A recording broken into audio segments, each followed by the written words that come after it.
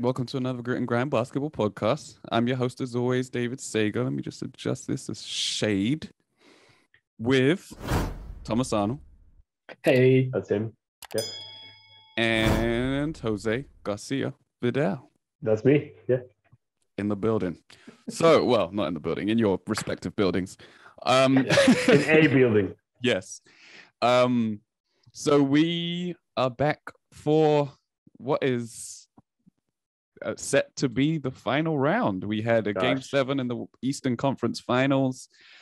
Our finals matchup is set, and this is it. The big one is upon us. So I guess you be careful. Behave yourself, Tom. That was an easy one, though. It's a layup. It was a layup. Sometimes you miss a layup, though. Yeah. And yeah, I guess we start with a brief recap of the Eastern Conference Finals, Game 7. Came down to the big one. We did make our predictions on the last two games. 2 games or 3 games? 3 games. Three games. I said that the Celtics would close out from there, but I didn't envision Jimmy Butler looking like Jimmy Butler again the rest of the series, and that's exactly what he did. So despite the Celtics winning Game 5 in Miami, the Heat managed to win Game 6 in Boston and send it to a Game 7. But all series long, the Celtics haven't, all playoffs long, the Celtics haven't lost 2 games in a row. And they didn't start in this series. So, man, did you guys manage to watch the game? Some of the game? All the game? It was on late. It was late. Your thoughts? Celtics went up big early again. And I was like, for fuck's sake, the Miami Heat are just going to wet the bed, aren't they? But it wasn't the case. Yeah. Jimmy Butler, right? Played all 48 minutes. And having rested only 2 minutes on the previous game as well. So, wow. He's turning into a Dame, Damian Lillard. One of those players that you just want to win, and they end up just falling short, and just amazing performances. In the end, the Celtics prevailed because I think it's just deeper. Tyler Hero came back too late. Smart came back in time for the Celts. Robert Williams was playing incredible defense, jumping like crazy. So I think that made a difference. And obviously Tatum really inspired, even though I think he only had 24 in the final game, but he scored them when it mattered, so I think it was good. Like Celtics played really well. Yeah, I mean, we talk about Jimmy's minutes, but you look at the Celtics side, and Tatum played 45, Horford played 44, Jaylen Brown played almost 44, and Smart played over 40 as well. So it was definitely like it came down to the starters essentially. It was Bam played 46 as well. Yeah, it was an 8-man rotation. They only play 8 people, and including Pritchard with 2 minutes. So really, a 7-man rotation. That's what they've done. So it's pretty tight. It got real tight. And Tatum only had 26, as you said. Didn't shoot the ball amazingly, but he hit some very big shots in the fourth quarter. And he made some timely passes throughout the game as well. Got rid of it early. Hell of a performance from Boston. And then Miami just kept on coming back. If you look at the game, like Boston started off like super fast. They were pushing the pace all the time. Like they that was the issue I think on every single time they lost a game in this series. They started slow. I think this time the coaches must have said something about start with a high pace, just go out there and just run. So every fast break they had, I don't know if you remember that play where I think it's pretty much on the first Miami shot or something. There's like a corner 3 that Horford closes out and just blocks it. And then it gives you like another fast break, and they just go they just took it from there and they just never slowed down. But then, the I think the last, what was it? The last 2.5 minutes in the fourth quarter is when the Celtics were by 12, something like that, by over 10 points, I think, or around 10 points. And they stopped playing. They just stopped playing. They just went, we're just going to run the clock. But then that was prevent offense. Maybe too early, maybe, to start doing that, because then that's when Miami came back and they scored on, I think, 3 straight possessions to go on a quick 8-0 run or something like that. I think they were up by 11, and then suddenly it was a 3-point game. No, 2-point game. Sorry, it was a 2-point game.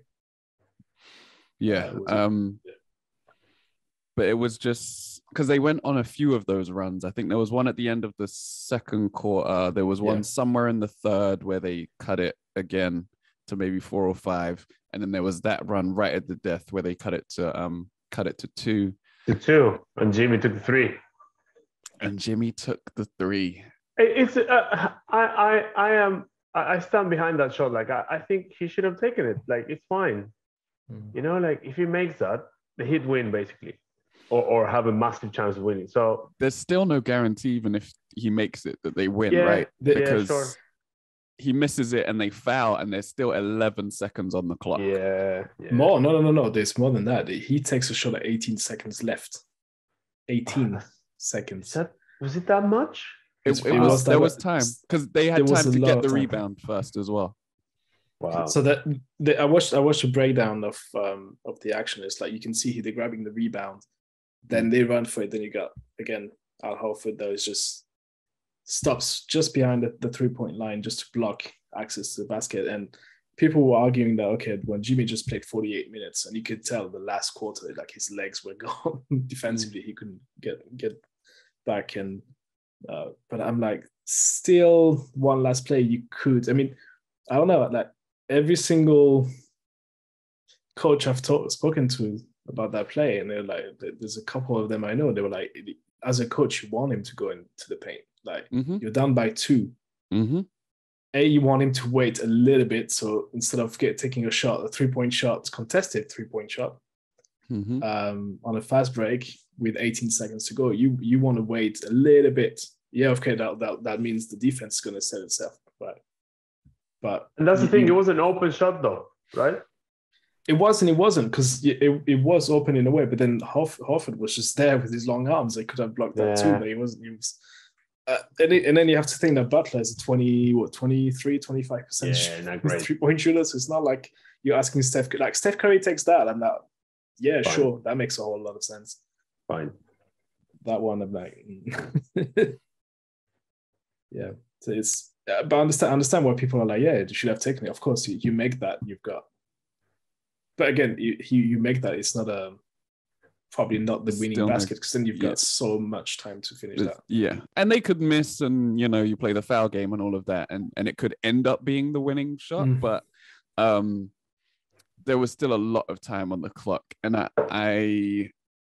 I do think he took it just because he was tired. I think he's spoken about it since and said something to that effect. But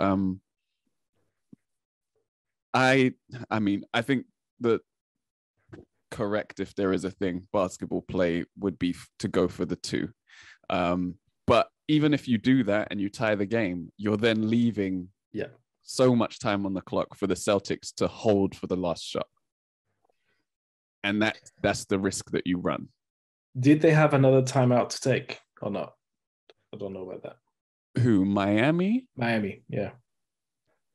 I'm not entirely sure they did, because I think they did. I think they did because after the smart free throws, don't they advance the ball and get the ball to Max Strus? I can't remember. I think they advanced the ball. They had a timeout. Yeah. Okay. Yeah. Then I guess him playing 48 minutes is probably what actually, funnily enough, allowed Miami to come back in the game, because you need Butler minutes when he's playing like that. But then it's also what maybe ultimately lost the game for them. Double-edged sword. 6 of one, half a dozen of the other, because are you in the game if he sits? right? We've seen that in the past where you have a star player who you need and you rely on. Embiid, for example, against the Raptors, I think he sat for like a total of 10 minutes across however many games for the Sixers, and basically they were minus 10 in those minutes and they ended up losing the series on a game-winning shot. So it's just one of those things, you either play your stars too many minutes and have them get exhausted and tired and end up with a shot at it, or you sit them and maybe you don't. It's not that close. Exactly. Yeah. It's or maybe you could have gotten a minute here or there, and I don't know, you run things through Lowry and Hero or Oladipo, or I don't know. Because it's not like they went to him on every possession. They definitely didn't. But I don't know. It's just one of those things. They lost and they can take the loss. I think on balance over the course of the series, the Celtics were the better team and they came out of the series with a win. So I agree with that. You can debate these things till you're blue in the face. We'll never know. Yeah. What happened is what happened, right? So the strength of my negative energy ran out towards the end of the series. I thought I had done enough to get Miami over the hump, but now I've got to recharge my batteries and focus for these finals. Yeah. Did we? I'm trying to think. Obviously the Western Conference Finals came to an end as well. The Golden State Warriors lost the game after the podcast that we recorded last week, and then managed to close out in the game after that. Luka will get you one, right? So they won in 5 to set up this finals matchup. Anything else on the Western Conference Finals before we get to the finals?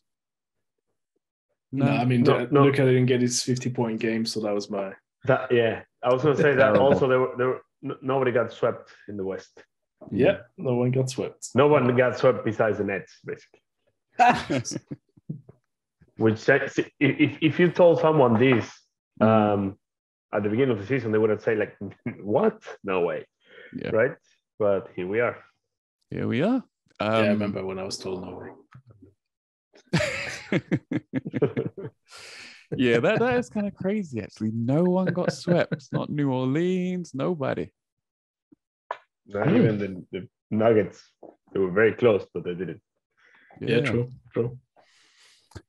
Well, there you go. Not even the Bulls. The Wolves. Not even the Wolves. Well, yeah.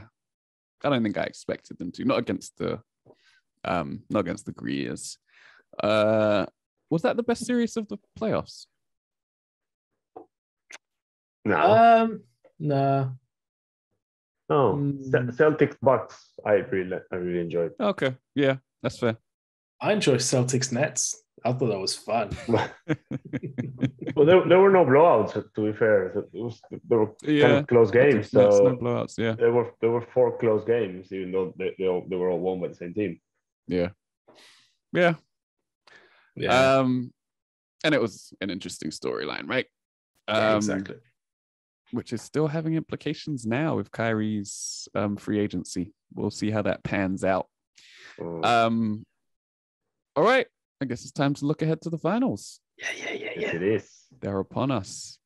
I'm still torn as to whether I'm going to stay up for these. I kind of have to concentrate at work I'm not at work until next week, Tuesday. But when I do go back... We're still not getting paid for this. Not yet. Nah, we're not. We're not. But in the past, I have prioritized the finals over my day at work. And it's tough. It is tough. But yeah, I don't think I can do it next week. If it goes another week after that, maybe I'll stay up, but we'll see. But yeah, So Thursday night, we have game 1 in San Francisco, man. San Francisco, yeah. San Francisco. The Golden State Warriors have not lost a home game yet in these playoffs, which I find very interesting because they lost a bunch of home games in 2019, the last time they were in the playoffs. I'm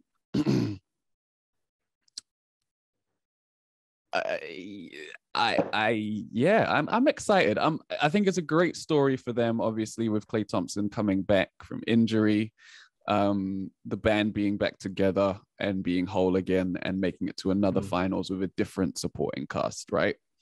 Draymond Green yelled at Kevin Durant when they had that big argument, "We don't need you." And that's right. Here they are in the finals without him. It would definitely be an easier pick if he was still there, but he's not. He's not. And the Celtics know how to guard him anyway. So I think it's going to be an interesting battle between the best offense in the playoffs, which is the Warriors, who have improved their offensive efficiency by, I think they said 6 points. 6 points compared to the regular season, which just shows the level of execution, just shows how mature, how experienced they are and what they do and how well coached they are, right? To be able to improve your offensive efficiency in the playoffs when you're playing against what may not necessarily be tougher defenses, but is definitely a more focused team, sorry. Anything else on the Golden State Warriors side? Well, Gary Payton is coming back. Really? He is. I confirmed that today. He's back. Wow. That is strange.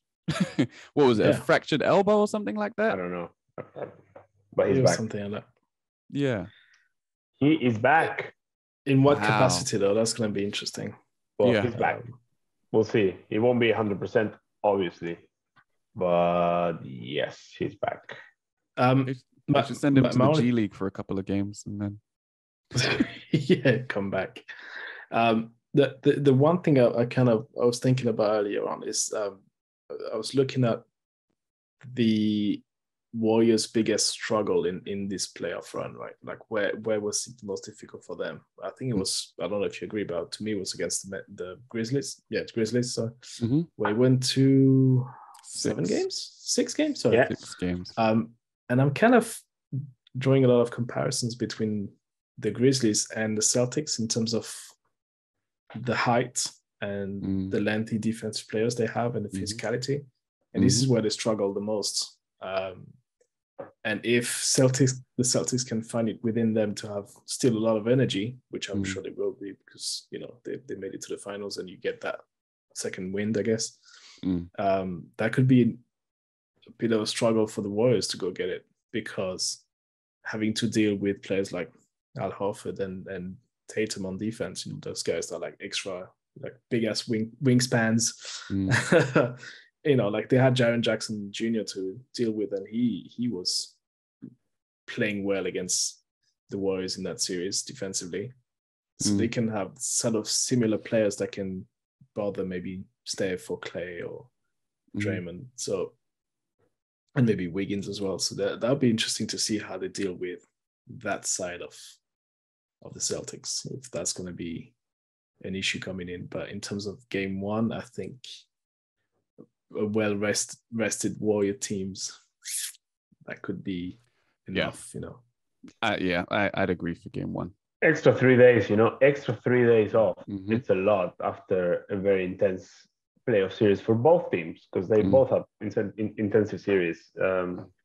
So I think the Warriors have that slight edge right there, that edge of the rest, extra rest, the super offensive, powerful offensive effectiveness, and they have that experience that the Celtics do not have. None of the Celtics players has been in the finals, and the Golden State Warriors, excuse me, as a whole as a lot, they have over 120 games combined. So that says a lot. Yeah, and I do think you bring up a good point in that the matchup defensively, the Warriors have always had issues going up against Marcus Smart and the defensive wings and perimeter players on the Celtics historically. Even going back before, like when Tatum was a pup and Steph Curry said that Avery Bradley was the best defender on him and stuff like that. If you remember that big streak that they had to start 2016, 15, 16, when Mike Brown was in charge, they actually faced the Celtics the night before they lost their streak to the Bucks when they started the season undefeated. And I think a lot of that was because the Celtics played them so tough that they didn't have anything left to go against the Bucks with. And so I think it's definitely going to be an interesting series as far as how the Celtics guard the Warriors, because they do have a lot of perimeter threats. But as we've seen in this series just now, none of these teams are able to prevent any open shots. It's going to happen. It's what's going to matter is who's getting these open shots and whether they're knocking them down or not. And I think it would help the Celtics, obviously, if they could funnel the open shots into people that they want to take them. You'd rather Wiggins taking an open three than you would Clay or Steph or Paul. So everybody can shoot. Everybody can shoot. Or Bialica. Yeah, that's it. Even Draymond is hitting threes now, man. Right. But at the same time, you don't want to give up the easy inside buckets because, as the Warriors showed against the Mavericks, if you're going to take away the 3-point shot, then they're going to get inside and they're going to tear you up inside as well. Foul trouble will be interesting. We saw when Grant Williams was in foul trouble for the Celtics against the Heat that Jimmy Butler was able to get way easier buckets than when he was on the floor. He doesn't have that same kind of wing assignment. Klay Thompson isn't as mobile, as athletic as Jimmy Butler. But it'll be interesting to see how they match up with the Warriors. You can assume Marcus Smart is going to start on Steph just to be able to fight through the screens. That's going to be another battle, the battle of fouls and flops between Marcus Smart and Draymond Green. And just to see if he can fight around those screens and the loony screens as well. And then I think it's likely that Jaylen Brown gets put on Clay. And then I wouldn't be surprised to see Tatum and Wiggins match up with each other on both ends of the floor, just to give Tatum a little bit more of a break on the offensive end. And then I assume Wiggins is going to be the primary defender on Tatum. Although I can imagine at times Draymond will pick up that assignment when Tatum's playing the 4, and they're going to try and screen to get Steph onto Tatum a lot as well. And it'll be interesting to see what happens in those moments. I think the one thing for the Celtics that they have to look out for is how they were super inconsistent now in the Eastern Finals. Like they win one by 20 and then the next game they lose by 30. It's just like you can't really. This is one thing. That's why I'm leaning towards Warriors to win it. It's because obviously they have all the experience we've talked about. They have all these games combined in the playoffs. They have all these wins. They've been there before, but then you know where you're gonna get from them, right? You're gonna get a bunch of threes. If you're not, then you're gonna they'll go inside like they've shown. But the Celtics, like you don't know what team you'll get. Like they rock up in one game when they know they'll destroy anyone, but then next game they look like under 18. They've just discovered how to play basketball. It's really weird. It's really, really weird. So if they can trying to work on that. See how game one goes. If they get a W, which I'm not really leaning towards, but if they can get that, then that could be. Hold on, you're saying the Celtics are not going to win any game? I don't. No. I'm saying that. All right. So what I'm saying is that if they get game one. Oh, right. Okay, then it's like, whoa, okay. They could. But they could though, right? Based on what you said on your theory, like they could easily be those grown ass men that won, by 40, right? Exactly, but that also that's what I was saying in those series when you have a team that goes to game 7.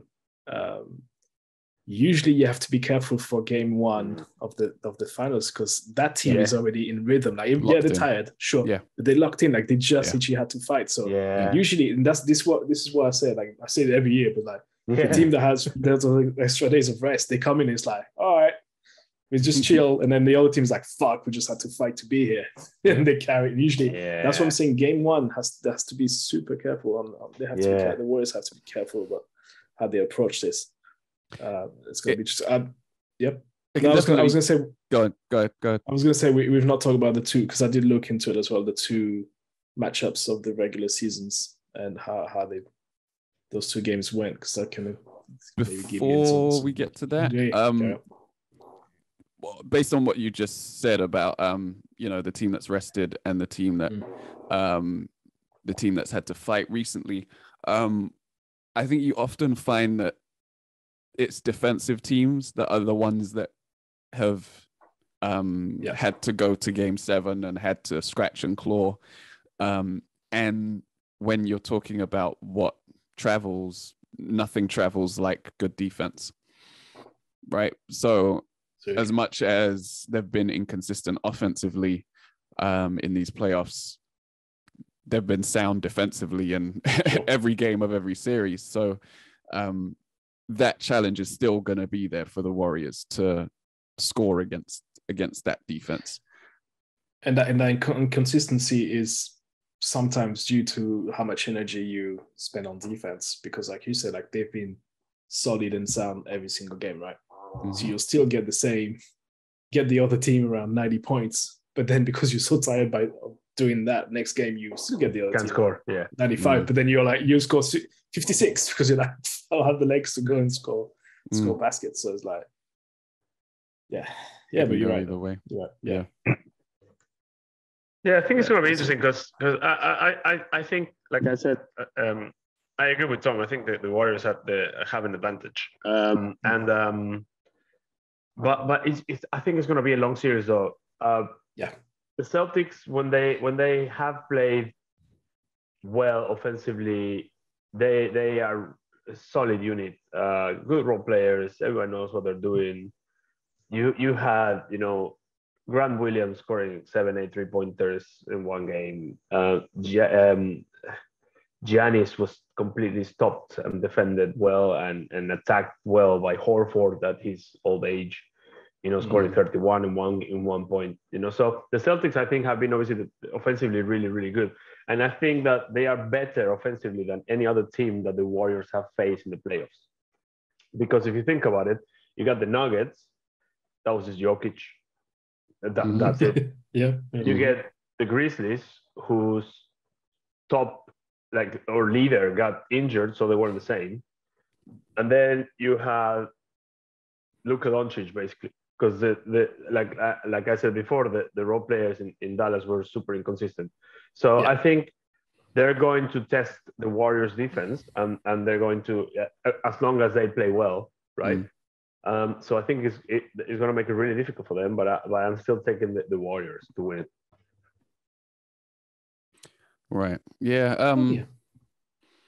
Yeah. I don't know because that's the thing. The easy thing to do would be to check the regular season or check through the playoffs and see what the scoring rates were and all of that stuff. But the reality is you're not going up against those teams that you went up against in the regular season. And the Celtics basically had two completely different halves to the season. From January, whatever, is it 18th or something like were the that best when they team, went right? on the win streak. They were by far the best team in the league on both ends, right? They had, I think, if not number one, and the number two offense in the league as well over that period. And the only people I think they were behind was Dallas, who I think had the second best record over that period.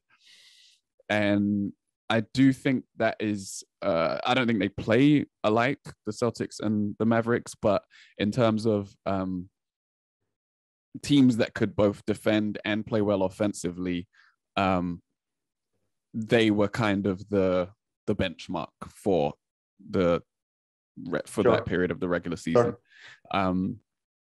And I do think actually Dallas has the better shooters in terms of supporting cast. And obviously Doncic is a better offensive player than Tatum. But I think on balance, the Celtics are a better team than the Mavericks, and that defense is legit, and I think that is going to be the bigger challenge for the Warriors. I'm not sure.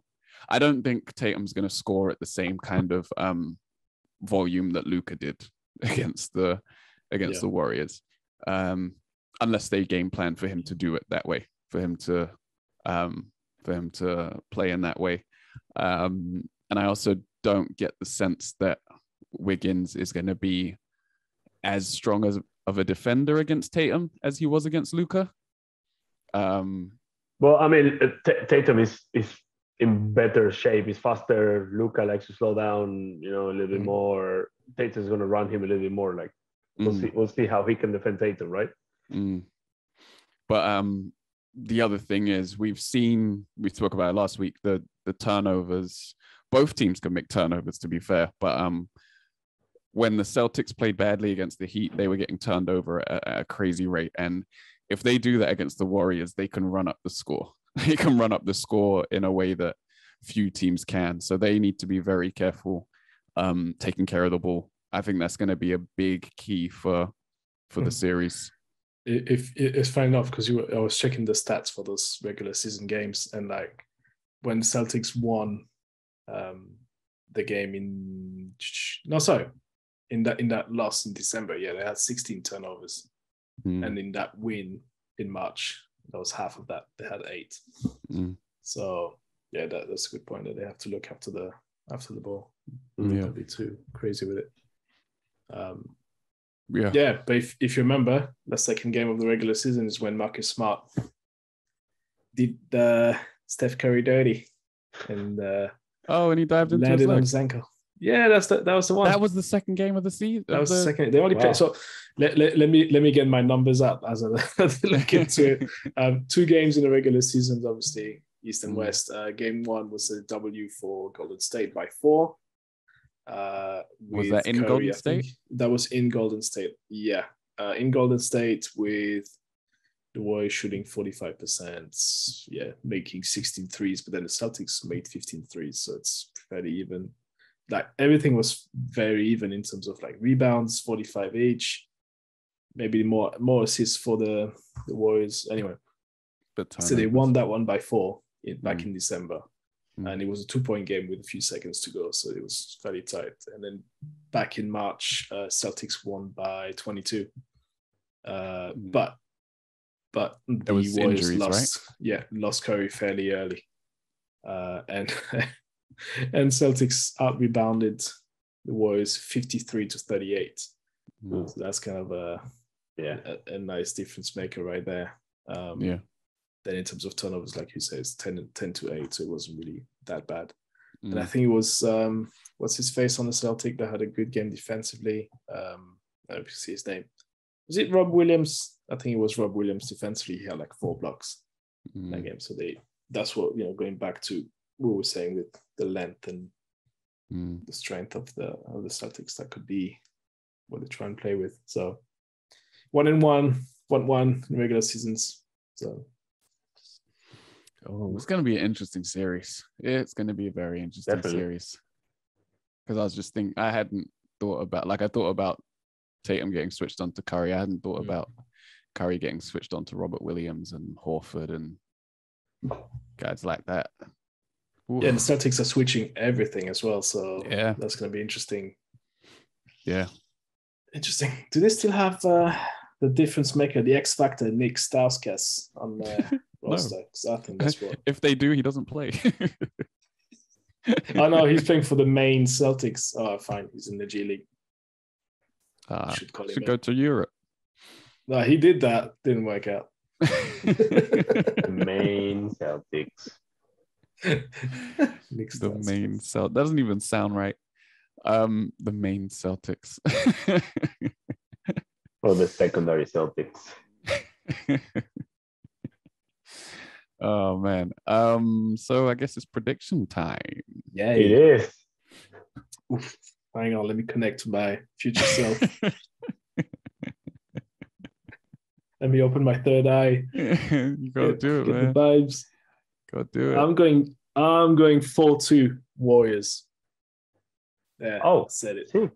In 6. Warriors in 6. That's in Boston. Yeah, let's get that W in Boston. I shouldn't have let you go first.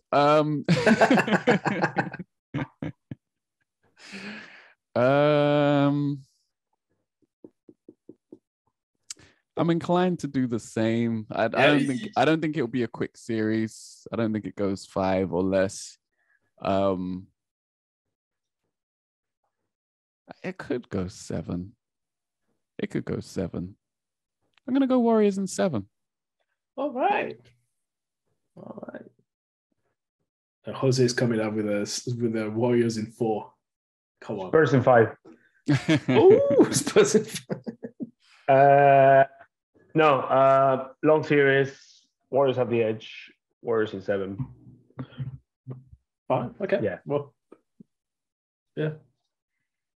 Yeah. All right. All hey, right. Are you going to talk about the GNG bracket challenge thing? No, we can't. Are we going? Can we talk about how I'm first and y'all? We're all wrong. Not. We're all wrong. There's no point. Have you got it open, Tom? I had it yesterday, but actually, hang on, because I have it open. You have it open. Excellent. Yes, I do. All I need is to get to the old Twitter. I don't care. So yeah, go ahead. On first place is Mike. No. Oh, you're in it too. Oh yeah, okay. You are first. Okay. It's telling me I'm first. So yeah, I'm going to follow what NBA.com says. And then it's Mike. For once. And then it's Rich Barrett. Shouts to Rich. Then it's Dave. Oh, wow. Then it's Jason, DK. And then it's NBA Fan 451830. I don't know who that is. So yeah, and Clutch, the Clutch podcast, they're tied with that guy, NBA Fan. Shouts to the Clutch pod. Shouts to Rich Barrett. I wonder if anyone had the Warriors or the Celtics in the finals. Maybe Rich did. Maybe he did. Oh my God! Can he come back to win it? Because if he did, he'll be able to. Oh God, no. Yeah, Rich had the Warriors in the finals, so. But that's 5 points. Right? Window, so he can't get any more points. Oh, he didn't bet on his own team. You see, that's why I always bet on the Lakers when I can bet on the Lakers, so that even if I'm wrong, at least I was a good fan. Fair enough. That's a good. Then if I'm right, you know double satisfaction. You know what it is? Yeah. Oh, Rich, you would have had it. You would have had it. Yeah, why don't you? Because you're like, come on, Rich. Oh man. Gonna have they to were have a second seed too. Well, he didn't bet on Middleton getting injured, did he? Fair. That's true. That's true. Our predictions for the East and the Larry Bird Eastern Conference player of the series was correct. Jason Tatum, as was our Magic Johnson Western Conference player of the series, Steph Curry. We've all picked the Warriors to win the finals. Does he finally get his finals MVP? Yes. Yes. Imagine they bring Iguodala back and he takes it. No. Come on. I want Iguodala. Needs to be Steph, man. Iguodala. Steph. Nah, it's got to be Steph. It's got to be Steph. It's got to be. It's a feel good story. Yeah, I mean, he deserves it. It's just insane that he doesn't have. He should have two. In my mind, he has two. So, yes. And on the off chance that we're all wrong and the Celtics come away with this championship, yes, those words just came out of my mouth. It's an easy choice. It does hurt. It hurts. Easy choice. It's JT. Grant Williams. Oh. Hey, Grant Williams rocks. He's my new favorite secret player. Is he even the best Williams on his own team? I don't know. Yeah. I think he might be, yeah. Has a bigger role. Yeah, that's debatable too, actually. Comes off the bench, doesn't he? Yeah, comes off the bench. He does. He's only 23. Hey, and congrats to Alf Horford. He has broken the hoodoo of being 15 seasons. Yeah, he had gone the most games of any player in the playoffs without going to the finals, 141. Yeah. Wow. And he's no longer got that record, I guess. Also, first Dominican to ever play in the NBA Finals. Nice. Yeah. That's very we got nice. We got two Latinos. We got obviously Al Horford on the East and Juan Toscano Anderson on the West. So first Mexican player as well to be in the finals. Nice. I like stuff like that. Yeah. It sets a good example, something that the kids in those places can look up to and know that they can do it too.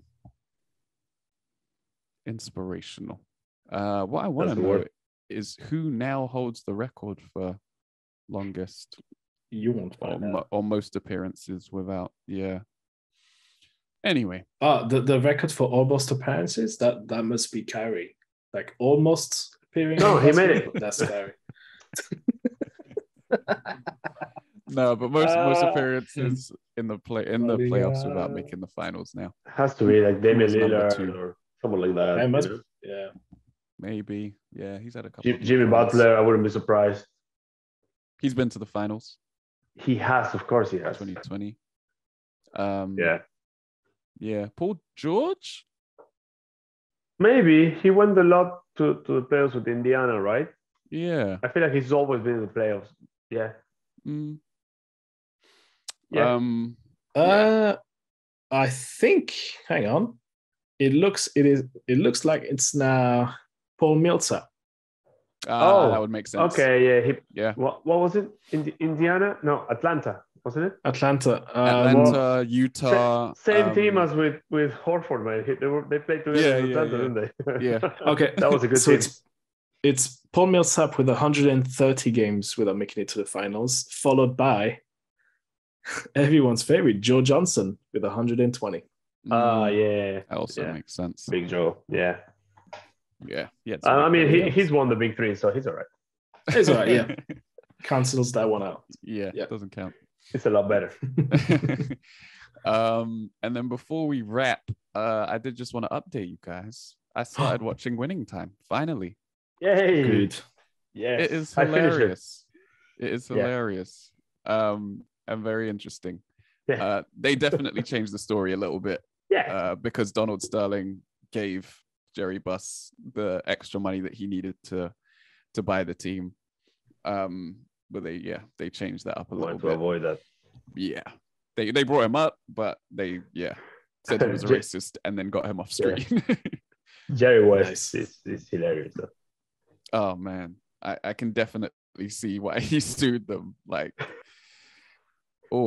just always yelling, so angry all the time. The logo. It's the loco. Yeah, The more loco. like that.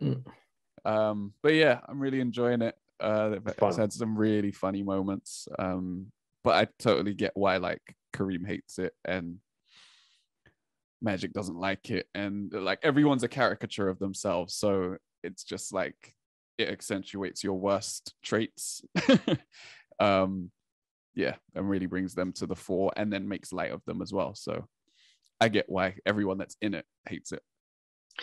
If you want to see some basketball that, well, in a TV series that will literally piss you off, just watch Stranger Things season 4, episode 1. There's a basketball scene in there. I was like, you all forgot the fundamentals. You're all crazy. Yeah, what was that? No one's boxing out. No one's. Oh god.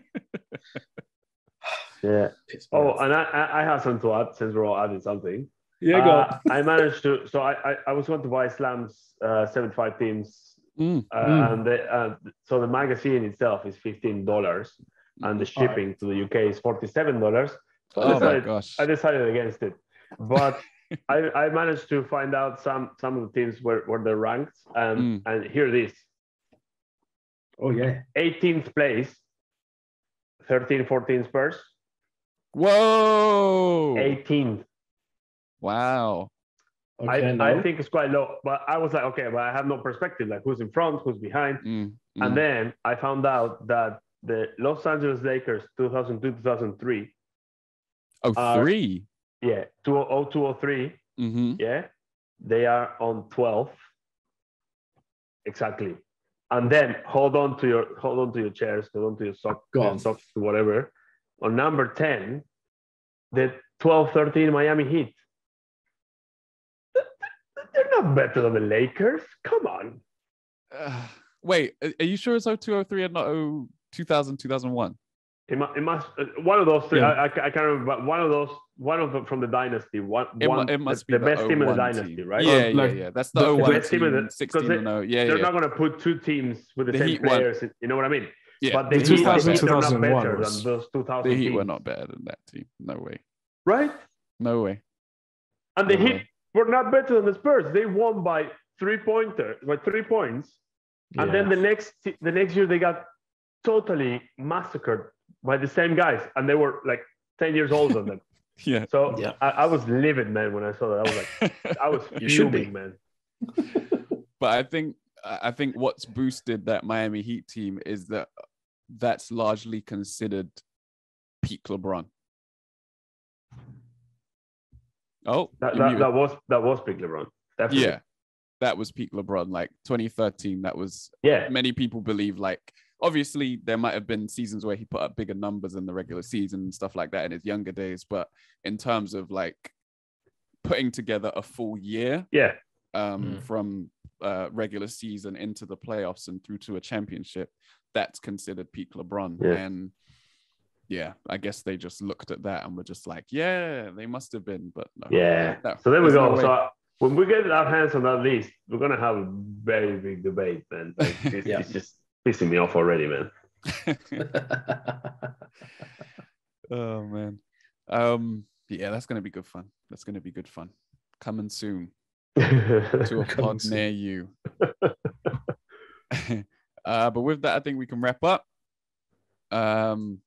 Please remember to like, share, subscribe, rate, and review the podcast wherever you're listening to it. What rating should they give, Jose? 5 stars, not less than that. Nothing less. If you're not first, you're last. 5 stars only. Otherwise, keep it to yourself. Just put the thought in your mind, swallow it, keep it in your stomach, poop it out, leave it in the toilet. Don't flush it. Just leave it there. Just leave it there. Don't.